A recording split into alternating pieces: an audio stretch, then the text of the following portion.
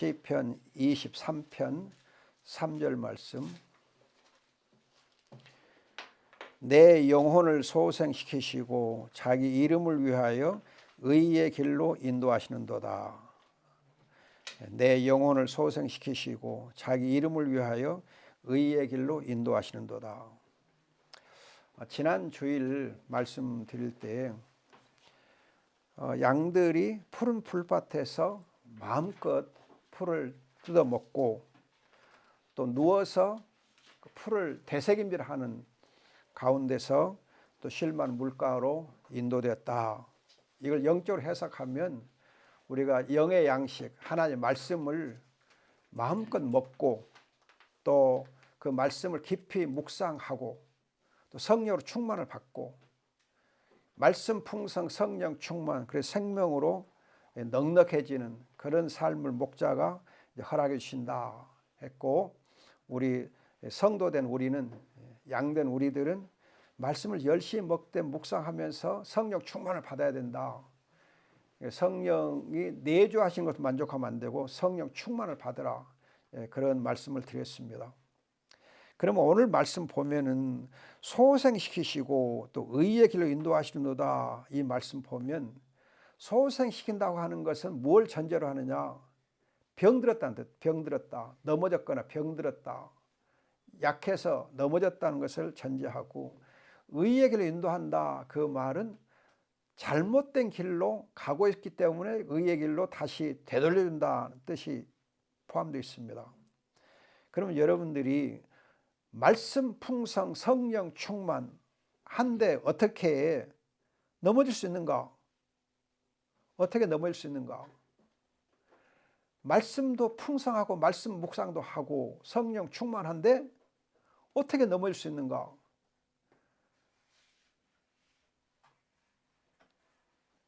평소에 그냥 영적인 생활도 게을리하고 그런다 하면은 당연히 넘어질 수 있지만은, 성령 충만 말씀 풍성 한데 어떻게 넘어지는가?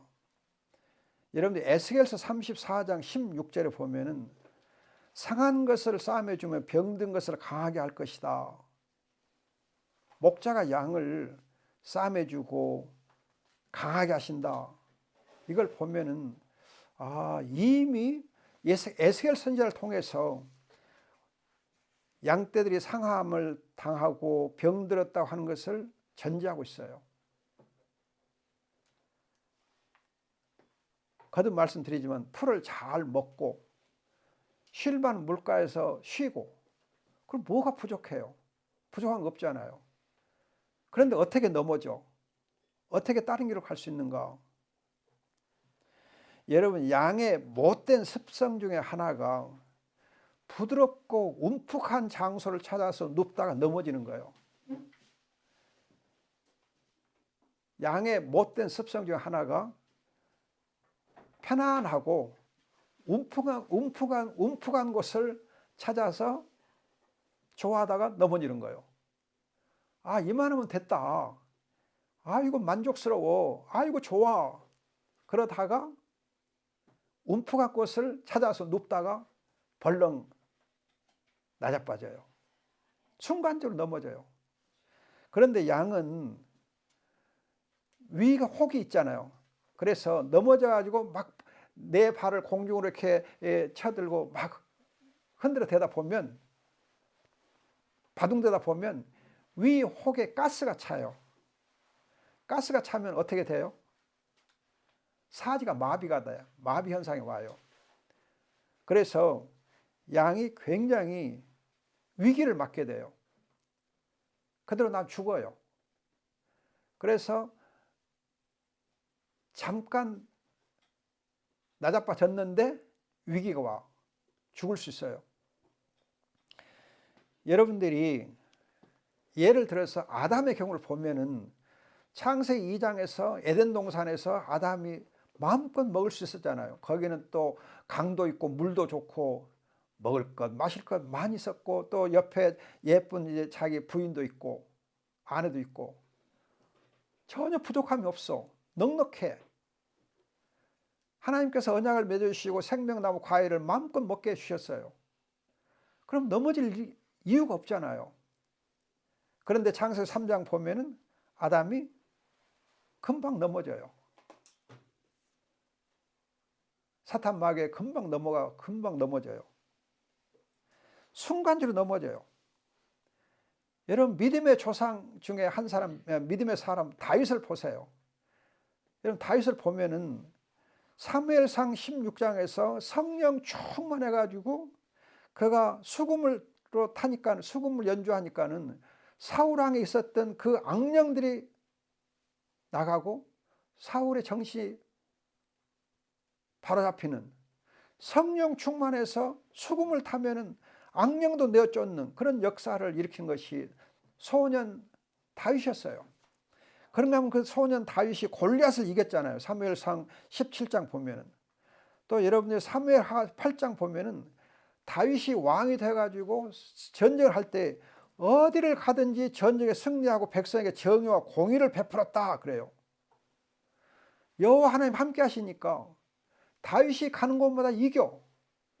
또 그가 전쟁에 이길 뿐만 아니라 백성들 다스릴 때 정의와 공의로 베풀어 다스렸다고 사무엘하 8장 14, 15절에 말씀되어 있어요. 그럼 여러분 다윗이 정의와 공의를 행하지 하나님이 함께 하셔서 이기게 하시고 골리앗도 이겼죠. 성령 충만해서 수금을 타면은 악신도 나갔죠. 그럼 다윗이 그 믿음의 대단한 용사인데 넘어질 리가 없지 않아요. 얼른 보면. 그런데 사무엘하 11장 보면은 잠깐 낮잠 좀 자다가 졸다가 나른해지니까 지붕 위로 올라가서 두리번 해 보니까는 저쪽에서 한 여자가 목욕하는 것이 눈에 띄어. 그러다가 다윗이 넘어졌거든요. 순식간에 낮잠 좀 자다가 순식간에 넘어져요. 다윗의 치명적인 실수를 하잖아요. 밧세바와 간음하고 그걸로 인해서 엄청나게 하나님의 매를 많이 맞거든요. 여러분 아담도 다윗도 넘어질 것 같지 않은데, 넘어질 리가 없을 것 같은데 순간적으로 넘어져요. 순간적으로. 여러분 사도행전 2장 보면 예루살렘 교회 성령 충만했거든요. 그리고 교회가 그냥 완전히 사랑의 공동체로서 얼마나 신나게 교회를 잘 이루었어요. 그런데 사도행전 5장 보면 아나냐 삽비라, 그 성령 충만한 교회 안에 아나냐 삽비라가 있어요. 성령을 속였어. 교회에 큰 이제 문제를 일으켜요. 또 여러분 사도행전 6장 보면은 교회 안에서 이 과부들을 구제하는 일로 안에 불평이 생겨나. 그래서 7 집사를 세우게 되거든요. 7 집사 세웠는데 그 중에 또 한 사람은 니골라당이 더 생기기도 하고 그래요. 여러분 참 성령 충만, 말씀 풍성, 하나님의 은혜와 성령의 역사가 있는데도 불구하고 넘어지는 일이 있어요. 여러분 빌립보 교회 얼마나, 사도 바울이 빌립보서 보면 그 빌립보 교회를 얼마나 자랑스럽게 생각하고 얼마나 그 교회가 좋았다고요. 그래서 그 교회가 바울이 선교할 때 헌금을 항상 보내서 후원하고 그랬어요. 그만큼 빌립보 교회가 대단한 교회였거든요. 그런데 빌립보 4장 2절 보면은 여자 중직자들 중에서 서로 시기와 다툼이 있었어요. 아니 그렇게 좋은 교회에 중직자들 간에, 정말 교회 리더들 간에 서로 시기하고 질투하고 원망하는 일이 있어서 바울이 마음이 아팠어요. 왜 그러는가? 여러분 우리가 겉으로 보면은 성령 충만, 말씀 풍성한 같은데 성령의 사람인데 그럼에도 불구하고 우리 안에 죄성이 항상 있어요. 우리 안에 죄성이 있어요. 죄의 뿌리가 아직도 우리 안에 남아있어요. 성령으로 거듭나고 성령으로 충만한 사람 속에도 죄성이 있어요. 누구도 죄 없는 사람이 없어요. 죄에 찌꺼기가 없는 사람이 없어요. 다 우리 안에 죄가 있어요. 그래서 순간적으로 넘어져요. 순간적으로 넘어져.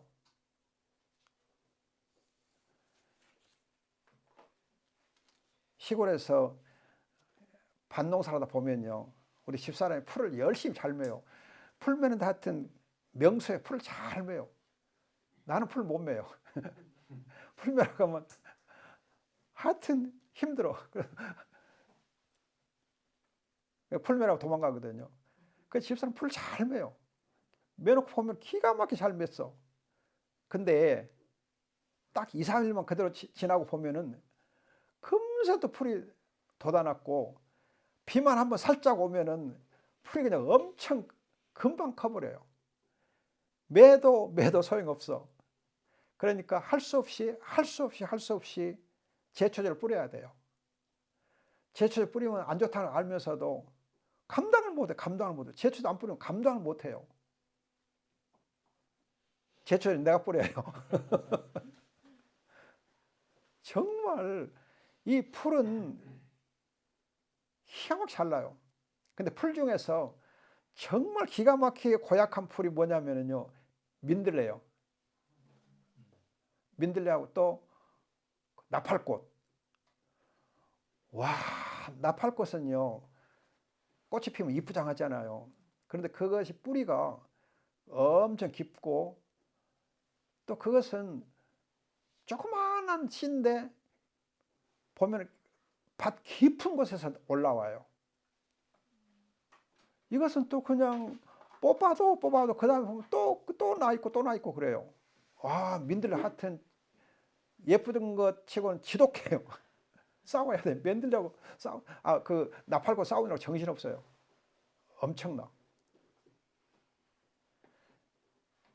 그런데 이 나팔꽃 씨가 한 번 뿌려지면 몇 년간 살아남냐? 5년 이상 살아남는다. 5년 이상 살아남아. 5년 동안 풀 속에, 흙 속에 다 나오는 거예요. 또 나오고 해요. 지독해요. 여러분, 이 나팔꽃이나 민들레처럼 이 풀들이 지독하게 생명력이 강한 것처럼 죄성이 그렇게 기가 막히게 우리 속에 강하게 뿌리내리고 있어요. 그래서 우리 항상 조심해야 돼요. 고린도전서 10장 12절 보면은 서 있다고 생각하는 자는 넘어질까 조심하라. 서 있다고 생각하는 자는 넘어질까 조심하라. 고린도전서 10장 12절이에요. 여러분 고린도전서 12장 다음에 10장인데 그 다음 보면 11장에 성령 은사가 나오고, 그리고 이제 그 다음 보면 사랑의 장이 나오거든요. 여러분 성령의 은사와 사랑으로 충만한 교회 앞에 사도 바울이 말해요. 서 있다고 생각하는 자는 넘어질까 조심하라. 또 갈라디아서 6장 3절 보면은 누가 아무것도 아니면서 뭐라도 된 것처럼 생각한다면 그는 자신을 속이는 자이다. 내가 성령 충만해. 나는 온전하게 성숙해 있어. 나는 절대 안 넘어져. 베드로가 그랬잖아요. 나는 절대 주님을 부인하지 않겠다. 그랬잖아요. 순간적으로 부인하잖아요. 누구든지 아무것도 아니면서 뭐라도 된 것처럼 생각한다면 자신을 속이는 것이다 그랬어요. 우리가 잘 넘어지는 이유 중에 하나가 이제는 됐다. 나 서 있다. 나는 뭐가 됐다. 그러면 아무것도 못해요. 제가 책을 이렇게 많이 써봤는데 책 쓰면서요, 항상 어떻게 준비하느냐, 항상 새롭게 책을 쓴다 생각해요. 그리고 내 실력과 내 지식으로는 절대 불가능하니 하나님께 성령으로 그때그때 도와달라고 그래요. 성령의 인도하심 없이는 절대 책을 쓸 수가 없어요.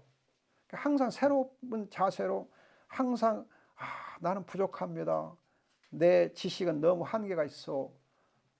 그렇기 때문에 항상 새롭게 성령을 지도해 주옵소서. 순간순간 기도하면서 책을 써요. 지금 제가 쓰고 있는 책은 여자 목사 안수는 성경적이다. 그 책을 쓰고 있어요. 아마 한 주간 정도면 다 쓰게 되는데 그 책 쓰면서 정말 성령의 인도를 잘 받고 있어요. 제가 쓰면서도 성령께서 인도하신 것을 그때 순간순간 느껴요. 또 이 앞서 오살 챔버스의 그 주님은 나 최고봉이라는 그 책이 이미 출간돼 있는데 번역에 조금 부족한 부분이 있어 제가 재번역을 했거든요.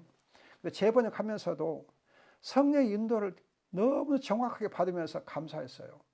여러분 아무리 책을 많이 쓰고 아무리 번역을 많이 해도 내가 내 실력으로 하겠다, 내 지식으로 하겠다 절대 못해요. 안 돼요. 그러면 안 돼요. 우리는 내가 서 있다고 생각하거나 내가 뭔가 되었다고 생각하면 넘어지기 쉬워. 항상 주님 앞에 겸손하고 깨어 있어야 돼요. 그럼 여러분 목자가 양을 소생시킬 때 어떻게 소생시키시는가 잘 주의하셔야 돼요. 목자가 양을 어떻게 소생시키시는가. 양이 넘어졌어. 그러면 양을 찾아내야 돼요. 넘어져 있는 양을 찾아가야 돼. 찾아서 불러내. 여러분 아담이 이 범죄하고 숨었을 때 하나님께서 아담을 찾아서 아담아 부르시잖아요. 양의 이름을 부르며 찾아나서요. 나를 부르세요. 그 다음에 찾아냈으면 어떻게 하느냐. 몸을 조심스럽게 살짝 눕혀요. 넘어져 있으니까 공중을 향해서 네 발을 들고 넘어져 있으니까 그걸 살짝 옆으로 뉘어요. 아까 말씀드렸잖아요. 위혹에 가스가 차 있고 마비가 되어 있기 때문에 마비가 되어 있는 양을 함부로 눕히면 되겠어요? 큰일 나지. 여러분 다리에 쥐가 났을 때 이게 쥐가 난 다리를 어떻게 해야 돼? 함부로 하면 안 되잖아요. 조심스럽게 다루어야 그렇게 해서 이제 마비를 풀어가거든요. 그런 것처럼 양이 넘어졌을 때에 가서 살짝 옆으로 뉘어요. 뉘은 다음에 어떻게 하느냐.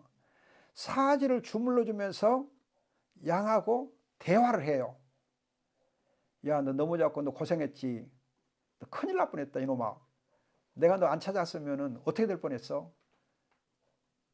너 두렵고 떨리지.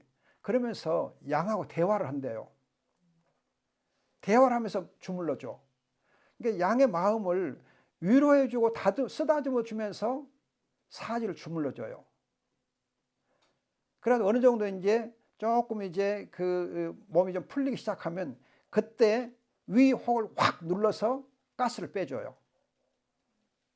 그러면 이제 몸이 살아나죠. 그러면 엉덩이를 탁 때려서 이놈아 일어나 그렇게 이렇게 세워줘요. 여러분 목자가 양을 소생시킬 때 그 방법이 굉장히 온유하고 부드럽게 해줘요. 부드러운 거 온유함을 해줘요. 여러분 우리가 우리의 자녀들을 대할 때에 자녀들이 조금 어려운 과도 있을 때 어떻게 해야 되는가? 막 화를 내갖고 그냥 막 다그쳐갖고 야이 하면서 그렇게 해야 되는가? 그게 아니고 인내와 부드러움으로 대하라는 거죠. 오늘 우리 박상희 장로님이라고 이제 의사분이신데 서울 그 보건협회 부회장도 하시고 특히 자살 예방의 전문가예요. 트라우마 그런 거 치료하시는 분이신데 오늘 이렇게 여수 강의 갔다가 잠깐 방문해 주셔서 감사한데 여러분 그 장로님 보면은 굉장히 부드러워요. 너무 부드럽고 너무 따뜻해요. 그래서 아마 그런 트라우마 예방을 잘 하신가 봐. 여러분 우리가 정말 이렇게 우리 자녀들을 대하거나 양들을 대할 때에 또는 이렇게 믿음이 약한 자를 대할 때에 넘어진 자를 대할 때에 어떻게 해야 되는가? 대화를 통해서 마사지 해주고 그렇게 정말 부드럽게 하면서 나중에는 딱 눌러가지고 짚어서 되살려주는 이런 방법을 목자가 양한테 하는 거예요. 그러니까 소생시키다 할 때에 굉장히 섬세하게 소생시켜줘요. 목자가 양을. 여러분 이 목자가 양을 소생시키는 방법을 아담의 경우를 한번 보면 아까 말씀 잠깐 드렸듯이 아담을 찾아 부르세요. 아담하고 찾아 부르세요. 그리고 창세기 3장 15절을 보면은 복음을 제시해요. 복음을 줘요. 복음을 제시해줘. 야, 여자의 후손 중에서 여자의 후손이 나오는데 그 후손이 사탄의 머리를 상하게 하고 그렇게 해서 이기게 되어 있어. 내가 그렇게 해줄 거야. 그렇게 복음을 제시해 줘요. 그러니까 이 아담이 지금 하나님 앞에 죄를 짓고 너무너무 부끄럽고 미안한데 하나님께서 이렇게 말씀해 주시고 위로의 말씀을 주시고 약속을 주시니까는 아멘 하고 받아. 그렇게 해서 이 자기 부인 여자의 이름을 하와라고 해요. 하와는 모든 산자의 어머니라는 뜻이에요. 산자의 어머니. 사실 이 하와가 어머니의 위치를 상실했어.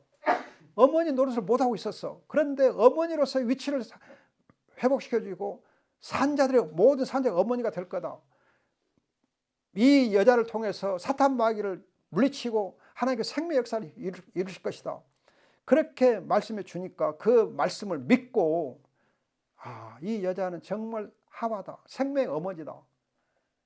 믿고 이름을 그렇게 지으니까는 하나님이 그래 네 믿음이 복되다 하면서 가죽옷을 입혀주시면 수치를 가려주거든요. 그렇게 해서 아담을 회복시켜주세요. 회복시켜줘. 여러분 또 이제 다윗의 경우를 보면 어떻게 하시느냐. 하나님이 다윗이 몰래 간음을 하고 죄를 범했을 때에 나단 선지자를 보내서 다윗을 찾아내. 야 이놈! 하고 나단 선지자를 보내서 찾아내. 그리고는 나단 선지자를 통해서 나단 선지자가 그 다윗의 죄를 지적하려고 할 때에 굉장히 지혜로운 예화를 들어가면서 하거든요. 그래서 다윗이 그 나단 선지자 얘기를 들으면서 분개하면서 그런 놈은 당장에 요절을 내야 된다 그랬잖아요. 그때 나단 선지자가 바로 당신이 그 사람이요. 그러니까는 이 다윗이 그냥 깜짝 놀라면서 정말 부끄러워가지고 내가 하나님 앞에 범죄했나이다. 내가 범죄했나이다. 회개하잖아요. 그때 나단 선지자가 하나님도 당신을 용서했다. 용서했다. 당신 정말 좋은 사람인데 어쩌다 실수 크게 했는데 회개하니까 하나님이 용서했다. 그리고 밧세바 가늠한 여자지만 그 여자를 통해서 하나님의 사랑하는 솔로몬을 주겠다. 솔로몬이란 여러분 이름이 여디디아인데 그 이름 뜻은 하나님 사랑하는 자 뜻이에요. 하나님이 사랑하는 자도 아들로 준다. 그래서 솔로몬을 통해서 성전을 아주 짓게 하고 그러시잖아요. 하나님 그렇게 다윗을 수습해 주시고 소생시켜 주세요. 하나님 정말 멋진 아버지셔. 멋진 목자이세요. 우리를 소생시켜 그렇게 기가 막힌 방법으로 소생시켜 주어요. 여러분들이 가만히 우리 자신들을 반성해 보면은 되돌아보면은 하나님께서 얼마나 나를 사랑하시고 얼마나 섬세하게 지켜주시고 얼마나 섬세하게 회복시켜 주시는가. 그 회복의 은혜를 여러분들이 누리는 것이 바로 믿음이에요. 아멘. 그 회복의 은혜를 누려야 돼.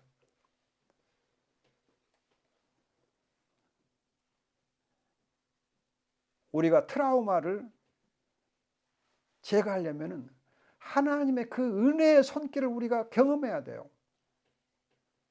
그러면 두려움이 없어. 우리가 정말 어머니 아버지의 부드러운 그 음성과 부드러운 손길을 경험하면 트라우마가 있을 리가 없어져요. 그래서 지금 우리 청소년들이 많이 지금 어려운 가운데 있는데 그런 어려운 애들을 정말 이렇게 부드럽게 해주고 부드럽게 위로해주고 부드럽게 싸매주면서 하면은 트라우마 생길 리가 없거든요. 제가 우리 손녀가 이제 고등학교 1학년인데 부산에 있는데 제가 가면은요 항상 우리 이쁜 놈하고 쓰다듬어 오고 이름이 유민이에요. 유민. 그래서 내가 그래요. 야, 너 영어로 유민이 뭔지 알아? You mean everything to me. 야, 알아? 그거요. 너는 내게 최고야. 너는 내게 모든 것이야. You mean everything to me. 자꾸 그 얘기를 해줘요. You mean everything to me. 너는 내게 모든 것이야. 그렇게 칭찬해주고 하니까 이 녀석이 할아버지를 엄청 좋아해. 할아버지 최고 그래요. 둘이 잘 통해. 그래서 격려해주고 하니까 지 엄마는 가끔 찍어대. 야, 네가 그렇게 해갖고 뭐가 되겠어? 그렇게 찍어대. 야, 너 가능성 없어. 안 돼. 그런 얘기를 가끔 하니까는 속상해.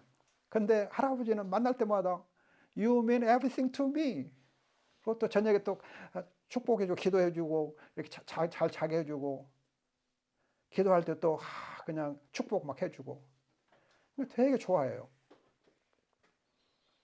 지 엄마는 저 녀석은 부산 외고 못 들어가 그랬는데 제가 응원해자고 부산 외고 들어갔잖아요. 공부 잘했어요. 지금 한 1등도 그러더라고요.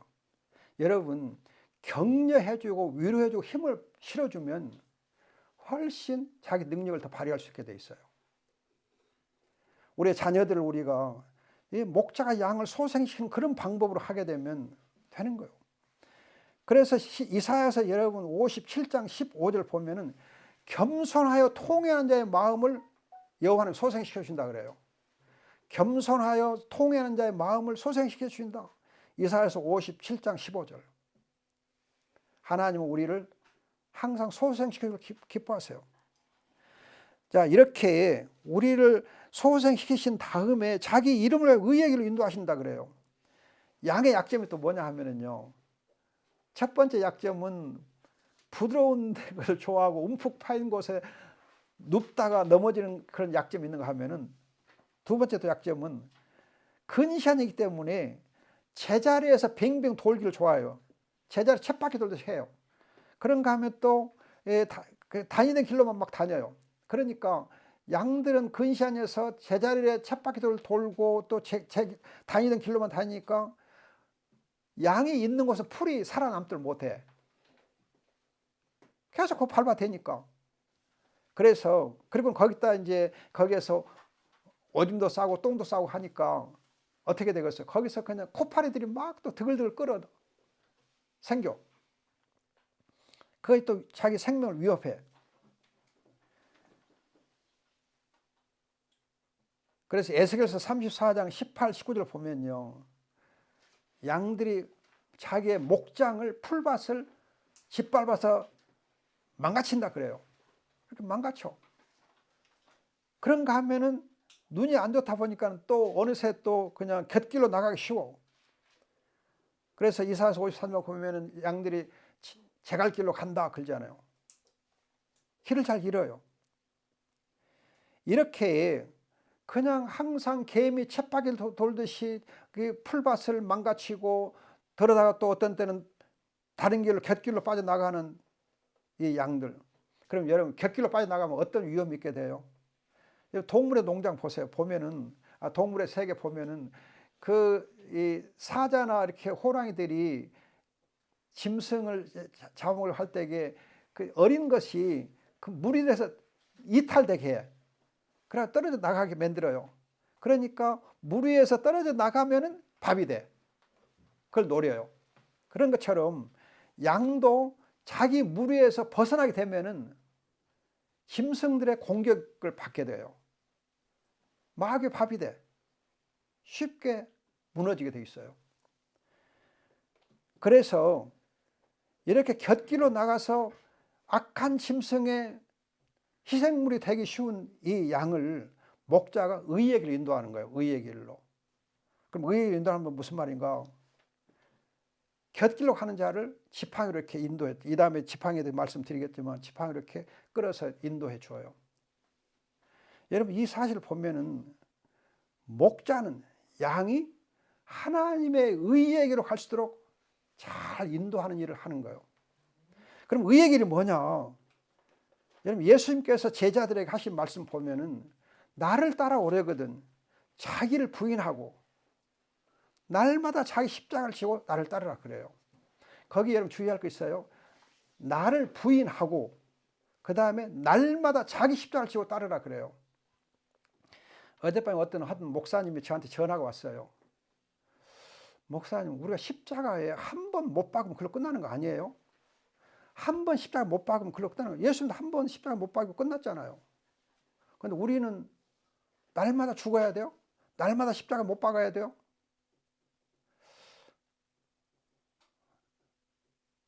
좀 궁금하다는 거예요. 그래서 전화가 왔어요. 그래서 보세요. 예수님께서 제자들이 뭐라고 그랬어요? 날마다 자기 십자가를 지라 그랬어요. 날마다 십자가를 지라. 또 고린도서 15장 보면 사도 바울이 말하기를 나는 날마다 죽노라. 날마다 죽노라. 예수님은 십자가 한 번 못 박혀가지고 구원을 성취하셨지만, 그렇게 해서 우리를 위해서 구원을 이루어 놓으셨지만, 예수를 따르는 우리는 날마다 우리의 육체를 십자가 못 박아야 되고, 날마다 죽어야 되고, 날마다 해야 된다. 왜? 우리 안에 죄가 있으니까 날마다 죽어야 돼. 날마다 십자가 못 박아야 돼. 우리는 날마다 십자가 못 박아야 돼. 그랬더니 그 목사님이 그렇네요. 이제서 알았어요. 그러더라. 날마다 자기를 부인하고 날마다 자기 십자가를 지고 따라야 돼요. 부인하는 것은 자아가 죽어야 돼요. 십자가는 환난과 고통과 어려움들을 이겨내야 돼요. 여러분, 자기를 부인하게 하기 위해서 하나님께서 우리에게 육체적인 고통을 주는 수가 있어요. 육체적인 고통을 줘요. 여러분, 고통 없으면 좋을 것처럼 보이죠? 아니에요. 고통 없어 자기를 부인하지 않게 돼요. 내게 아픔이 없으면 자기를 부인 안 해요. 여러분, 사람들이 항상 건강하고 항상 건강하잖아요. 그러면 교만해져. 그리고 자기 건강을 과신하다가 망해. 그런데 몸이 안 좋은 분들은 항상 건강에 관심을 두고 건강을 신경 쓰고 항상 이렇게 스스로 이렇게 자기를 부인하고 하다 보니까 오히려 건강을 잘 유지해요. 여러분, 십자가라고 하는 고통을 통해서 자기를 부인하는 가운데 의의 길로 가게 되어 있어요. 영적으로 우리가 다른 길로 빠지지 않게 되는 거예요. 그래서 사도 바울은 갈라디아서 5장 24절에 그래요. 육체를 감정과 정욕과 함께 십자가에 못 박아라. 사도 베드로전서 5장 8절에서 정신을 차리고 깨어 있어라. 정신을 차리고 깨어 있어라. 날마다 십자가를 져라. 우리가 아무리 말씀 풍성하고 성령 충만한 것 같아도 깨어 있어야 돼요. 조심해야 돼요. 교만하면 안 돼요. 서 있다고 생각하면 안 돼요. 내가 뭔가 됐다고 생각하면 안 돼요. 주님 앞에서 온유하고 겸손하게 깨어 있어야 돼요. 정신을 차려야 돼요. 육체를 항상 십자가에 못 박아야 돼요. 그래서 여러분, 천국 가는 길은 생명의 길이지만 험한 길, 좁은 길이에요. 여러분, 정말 주의해야 돼요. 천국으로 가는 이 길은 험한 길이에요. 쉽지 않아요. 제가 늘 말해요. 믿는 것은 쉬워요. 그러나 믿음의 삶은 어려워요. 십자가를 지고 따라야 돼요. 쉽게 생명을 누리겠다 하면 안 돼요. 여러분, 공부하는 데는 왕도가 없다 하잖아요. 그냥 열심히 하는 길밖에 없어. 그런 것처럼 믿음의 생활도 쉽게 하려면 안 돼요. 됐다 생각하면 안 돼. 항상 깨어있고 항상 육체를 십자가에 못 박으면서 날마다 죽으면서 날마다 십자가를 지면서 사는 그런 믿음의 삶을 우리가 살았으면 합니다. 기도하겠습니다. 좋으신 우리 아버지 하나님, 우리가 영적으로 자만하지 않게 하시고 항상 주님 앞에 깨어있게 하시고 우리의 육체 안에 있는 이 죄의 악한 성질들을 또 악한 찌꺼기들을 날마다 말씀과 성을 씻어내면서 아버지 하나님 주님 앞에서 온전히 행하는 죄가 되게 해주시옵소서. 우리를 깨어있게 해주시옵소서. 넘어진 자를 또 일으켜 세워주시옵소서. 주님, 주의 은혜와 사랑을 감사합니다. 귀하신 예수님의 이름으로 기도합니다. 아멘.